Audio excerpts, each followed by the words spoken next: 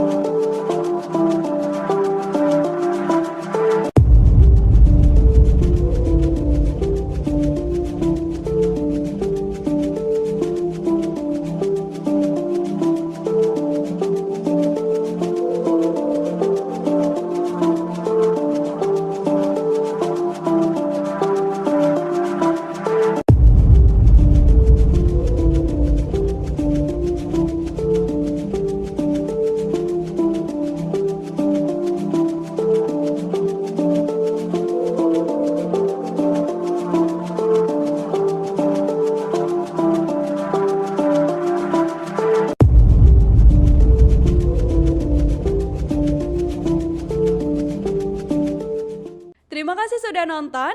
Jangan lupa like, subscribe, dan share ya.